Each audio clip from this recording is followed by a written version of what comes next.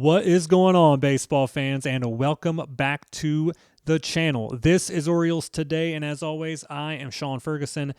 Thank you guys so much for tuning in to today's episode, and like always, if you are a fan of today's episode, please give that like button a high five, and if you're a fan of this content, please subscribe, get yourself daily notifications for all of these daily video drops covering all things the Baltimore Orioles. In today's episode, we're going to talk about another free agent signing, a big trade going down, and what that could mean for the Orioles.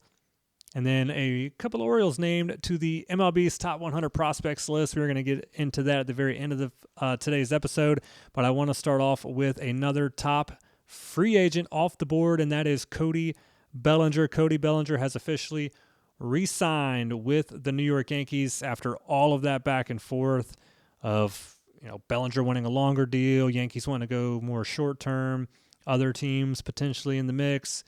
When it's all said and done, Cody Bellinger again re-signing with the New York Yankees, 5 years, $162.5 million deal.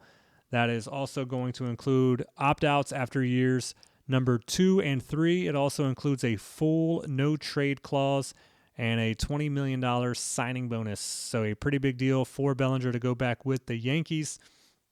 And again, it takes another big free agent off the board that I felt like things really started to kick into high gear with some of these top-tier guys going off the board after the Alex Bregman deal. After Bregman went, you saw Ranger Suarez go, then Kyle Tucker, then Bo Bichette, and now you got another one here in Cody Bellinger going back to the Yankees, and that's a big sigh of relief for Yankees fans, I'm sure, as well. You get another top guy back there in your outfield, and now when you look at it, really the last remaining, I would say, top center field free agent is a guy we've covered on this channel quite a bit, and that's Harrison Bader. And I'm not going to go into great detail about Bader on this episode because, again, I've covered him quite a bit, but he is still out there, and his projections are still showing around a 2-year, $25 million deal. And for a guy that would not cost you a lot and would be an upgrade, I just wonder just why not at this point. I understand you have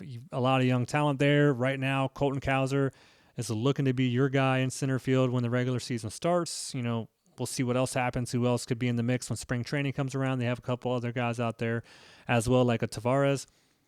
But again, 2 years, $25 million is not a massive deal for a guy like Harrison Bader, again, who would be a big upgrade out there in center field. And I think he'd be a great addition in Baltimore, what the Orioles have been adding to here this offseason. So still something to keep an eye on. I'm not saying it can't happen.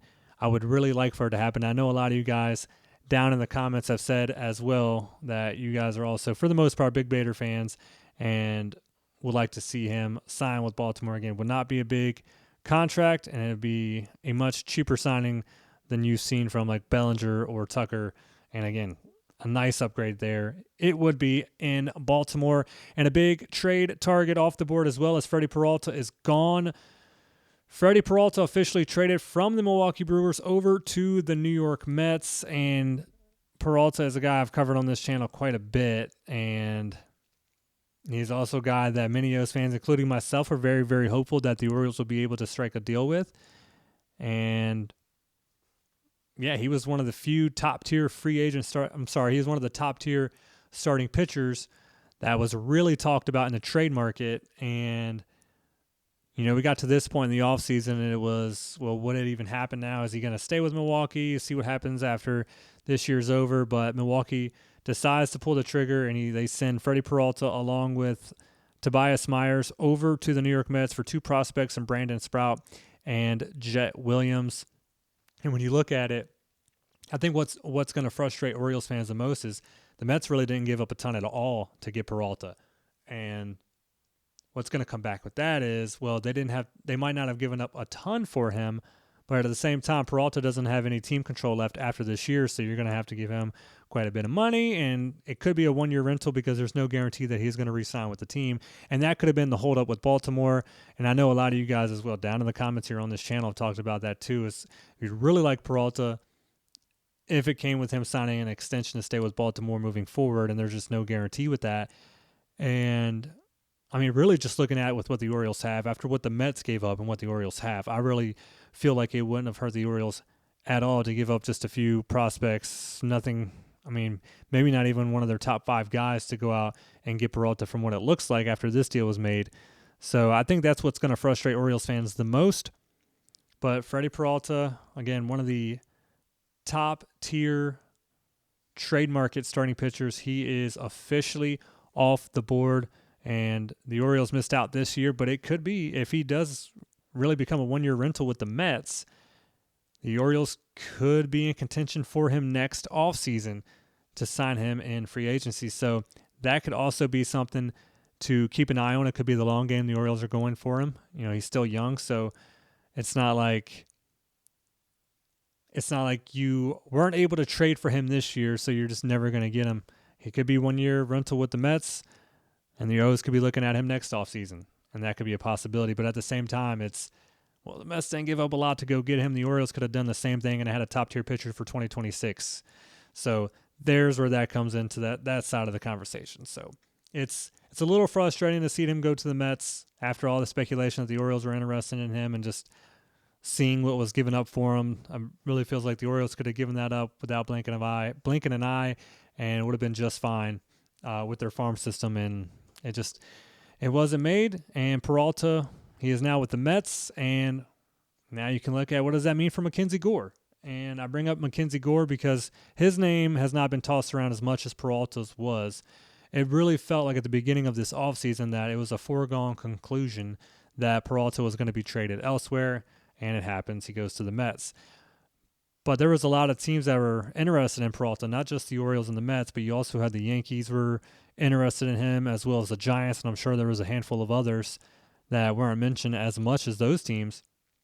And Mackenzie Gore's name was out there. The Orioles, when it came to the winter meetings, the Orioles were kicking all the tires. They were talking to everybody that they could to try to address each area either of need, or they saw as an area that they could improve on, a position that they could improve on. And, pitching definitely is one of those, and I still believe it is after the few moves that they have made in their starting rotation. And Gore's name was one of them. Apparently the Orioles had conversations with the Nationals. And I also brought in that little fun fact that the Orioles and Nationals have never made a trade with each other before. So this would be a big-time, first-time trade between the Orioles and Nationals if they were able to make a deal for Mackenzie Gore. And I think, a change of scenery for Mackenzie, he wouldn't have to go far from Washington to Baltimore. I don't think it would be an awful thing.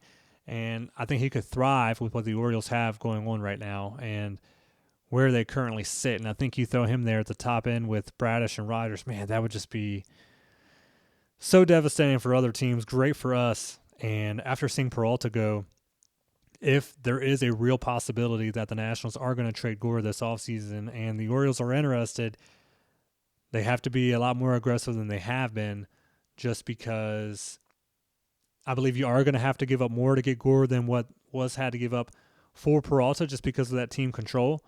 So if the Orioles are willing to do it, it also goes into what are they going to have to give up to go get him, and are you okay with where your farm system is after a move like that? And would it have made more sense if you're still looking to trade for a pitcher to have made the move for Peralta, a guy who's a little more, I would say, advanced when it comes to what he's been able to do in the big leagues, and just really the season that he's coming off this past season. So a lot of questions up in the air right now, and I'm sure there's going to be a lot of teams continuing to be after Gore. The Yankees apparently were interested in Peralta as well, and now that they've went ahead and re-signed Cody Bellinger, they got that monkey off their back and finally got that taken care of.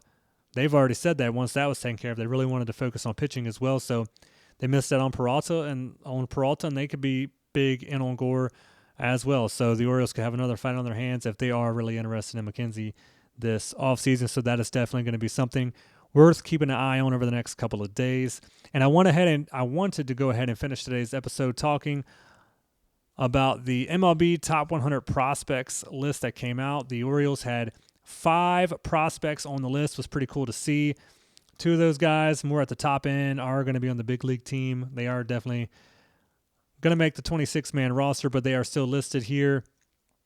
And the Orioles got a total of 5, with Samuel Basallo coming in at number 9, Dylan Beavers at number 21, Trey Gibson at number 72, Nate George at number 86, and Luis De Leon at number 95. And starting off with Basallo, him and Beavers coming up around the same time. He only played in 31 big league games for the Orioles last year. He hit just 165, but had 4 home runs and 10 RBIs. And again, he's just 21 years old.